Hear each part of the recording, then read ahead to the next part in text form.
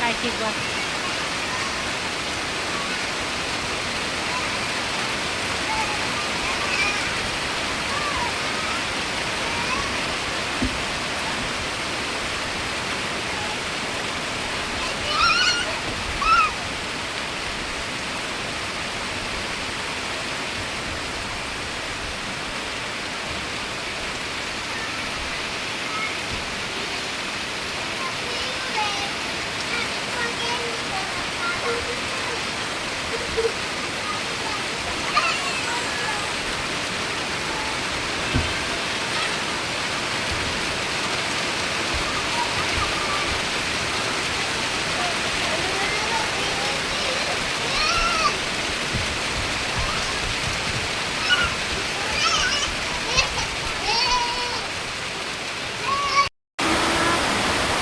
คนต่างสบายดีเด้อพี่น้องเราพบกันอีกแล้วทุกคนจ้าเนาะตั้งแต่จิ๋วแล้วก็เด็กๆน้องอะไรน้องเบียร์น้องใหม่น้องไทก้าวันฝนตกจ้าทุกคนฝนตกแห้งว่ะฝนตกแห้งน้องไทก้าแต่หัวมาพี่น้ำกล้ามาเผ็ดมาเผ็ดมาหมดพี่ช้าโอ้ยมันหลายโอ้ยมาเรียกเขาเห็นเนี่ยมันนอนอยู่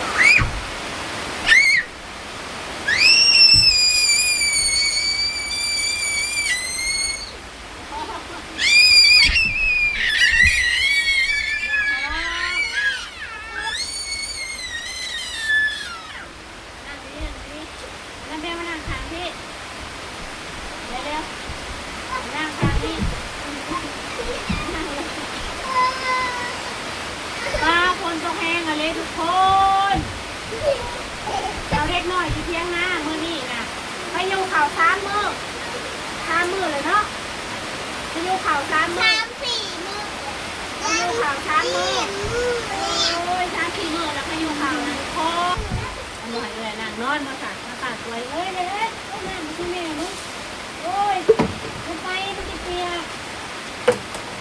เนาะน้ำเป็นคนหัวได้ค่ะเรียกได้ค่ะไม่ตาปันเผ็ดเดี๋ยวลูกคุณพาคุณเจือคุณ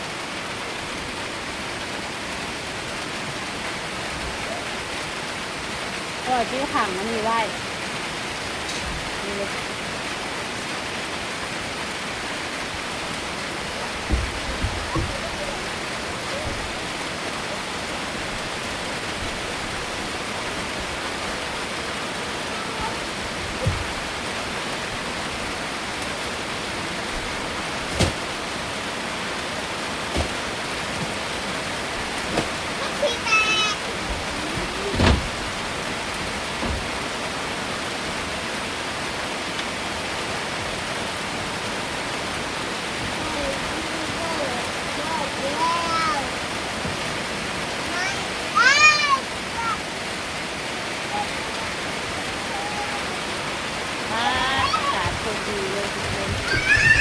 เด็กๆก็ไล่กันกระถือ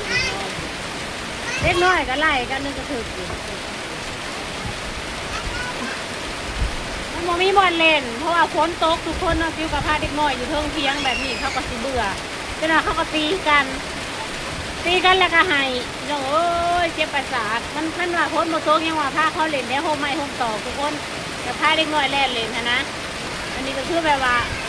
ฝนตกแบบนี้ก็คือมันจะลำบากอะไรทุกคนเด็กไล่กันเลยฝนตกฝนหัวไปเล่นยุพนเลยไปเล่นยุพนฝนหัวทุกคนฝนหัวมันเบิ้ลแล้วนี่ไม่ได้ตามแกมันก่อนจะขาดสู้ไม่กินก็ขาดเอาคนละอันเลยแม่ซ้อมไม่เขาไม่ซ้อเลยซ้อนั่นอยากซ้อกันเลย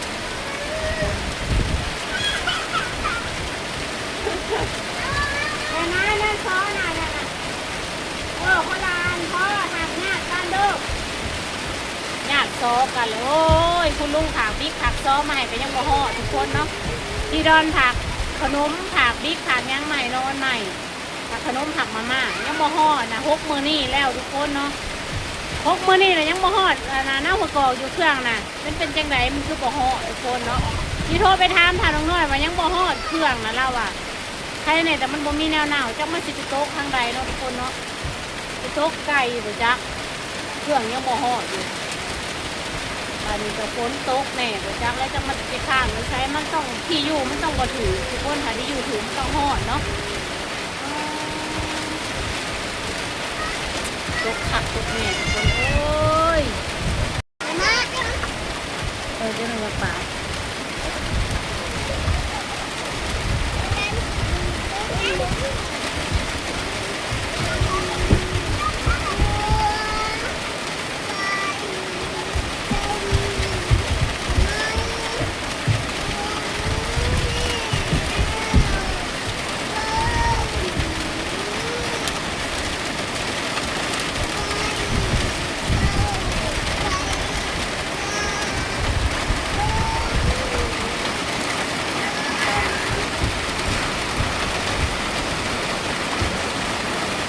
พักกันไปยืนเมืองพ้นดูป้าจะถ่ายคลิปเอายืนอยู่นี่ยืนขาง่ายไว้เต้นนะเบียร์เต้นเบียร์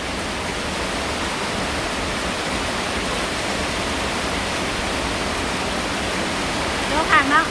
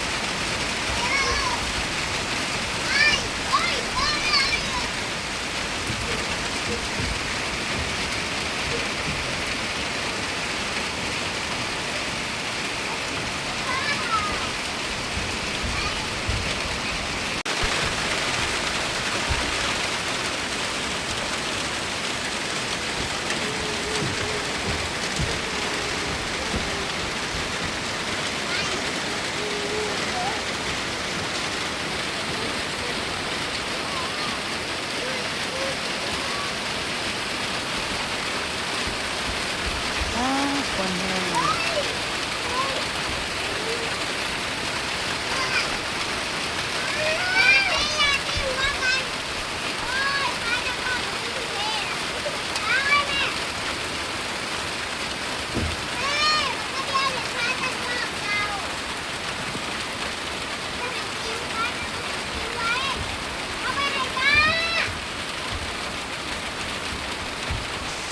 เปล่าไป